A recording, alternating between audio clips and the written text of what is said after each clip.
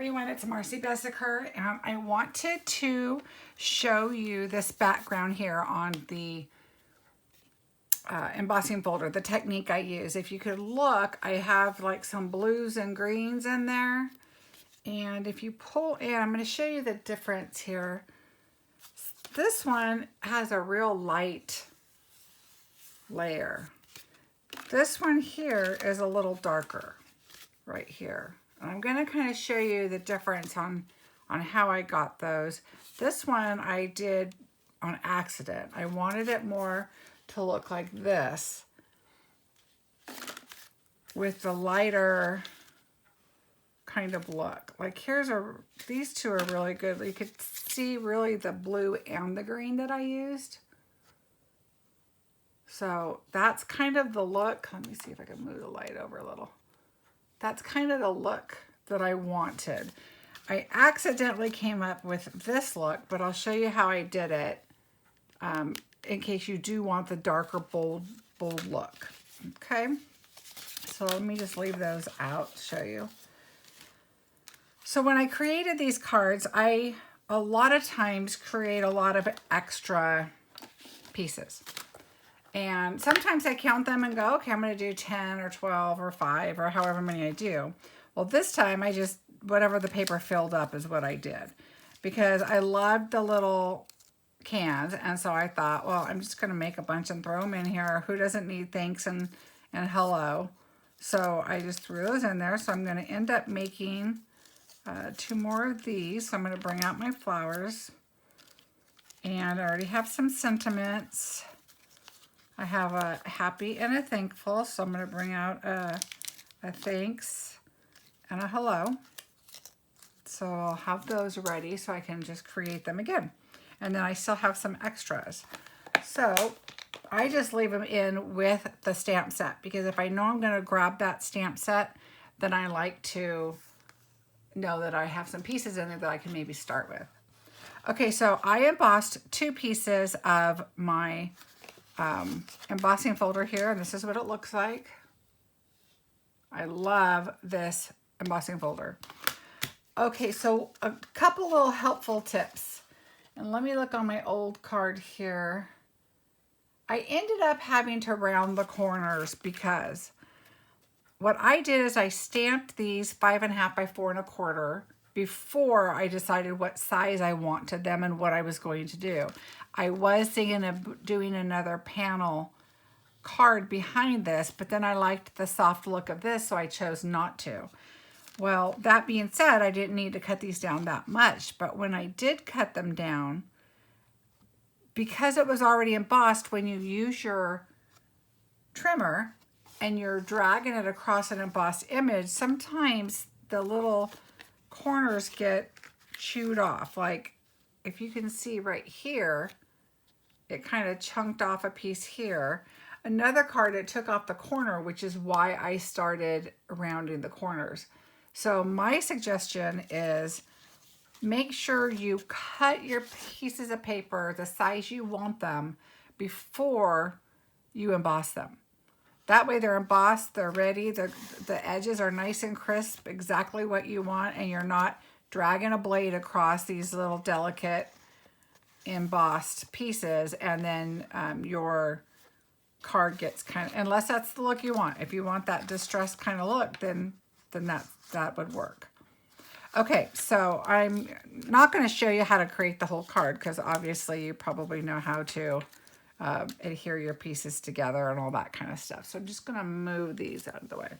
So what I do want to show you is how I came with this background, and that's what I'm getting asked a lot about. So I'm just going to move everything over. And what I do is I bring out a craft sheet of some kind. So this is an old, you can tell it's loved. So I just pull this out, and I'm using the Seaside Spray and the Mint Macaron. I used Peacock, Old Olive, and some Mint Macaron on the leaves here on the flower, on the greenery. But I didn't want Peacock. It was a little too bold, I thought, so I chose not to do that. I wanted the greenery and the milk can to be the main focus. So what I'm doing is, all I'm doing is smushing. So just kind of smush my blue on one side and then set it aside, and then take your green and I'm just smushing it on the other side. And anything, you can use acetate, whatever that just cleans up well. I just use my craft mat a lot for this type of stuff. So what you want to do is you want to lay it down, and I just kind of do it with my fingers. Of course, the right way to do it would to take another piece of paper over, but I didn't want the rest of the ink to be picked up. So on this particular technique, I like to just use my fingers. You don't want to move it. If you move it, that's when you're going to get that darker because your paper is absorbing everything. Right now, I just want it to pick up. See how that texture look is? That's what I want. Okay, so now I'm going to move to the green. And you're going to do the same thing. Just put it down. Some places will pick up where the blue's not. Some places will overlap, and that's okay. That's the look I want. So it just depends on how much you want. And so that's a lot of green. So if you want to blue on top, swap it. I think on these I did the green first and then the blue. So it just kind of depends on what you're looking for. Or you could do the green really lightly. Now I have a lot of flower focus there, but this is what I don't. I don't want to cut it in half. I'm going to do another one really quick just to show you. And the other thing is, I'm not cutting this one ahead of time. The other thing is once it is cut, you can kind of put it exactly where you want. So normally I would cut it ahead of time, but that's okay.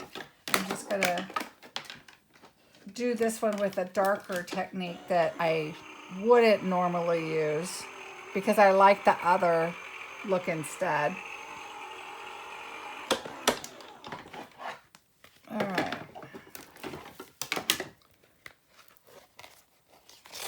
Comes out so pretty. Okay, so this one, what I'm going to do is the other cut one that I'm going to use. I'm just going to fill in the flowers, the parts that I already kind of picked up. And now I'm going to do the green first. And I'm going to lightly do the green. So that's it. Just quickly, maybe a little more than that. And get green. Now I want to go to the blue. And I want to see what the blue looks like more on top.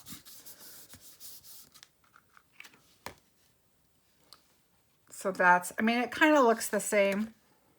It just depends on what you want. And I want a little more blue. Remember, don't rub it around, just move it. There. I really like that. Now, the technique I was telling you that I didn't want on this card, but it's definitely a technique that you could possibly want on a card. And the look is a little more bold. So I'm going to take this and I'm going to rub it. See how dark that is? And you may want that. That might be the look that you're looking for. And then I'm going to do it on the green. Make sure you're pushing in the areas that you want the darker color. And that's a lot bolder, a lot darker. Now more blue up here, more green on the bottom. I want to add a little more blue. And basically your card is just picking up all the ink. So that's the difference when you get the more solid and then the more distressed, rustic kind of look. It just depends on what you're looking for. And that's it. Now you can also do ink to your embossing folder, and that's fine too. To me, that's a little messier. And a lot of it imprints into the image. And I didn't want that. I wanted it on the top edge part. So that's where this look came. So let me move this out of the way. That's another thing. Easy pickup, clean. You just move your mat out of the way. And there you go. So these are the looks that I want when I put my flowers, my greenery on there. I keep saying flowers. They're not really flowers. The greenery on there. But this definitely could be used for something also. And I'll probably use it on this card because it's fine. I just liked this look. This is the look I wanted. Anyway, so that's how I did the background. It was quick and simple. And like I said, I like to do cards where I make a group at a time. And I'll put different sentiments, and sometimes I just don't put sentiments at all. And then I'll add the sentiments when, as the occasion arises, when I need it. I tend to be one that if I'm going to send a card out, I usually like to make the card for that person for that specific occasion.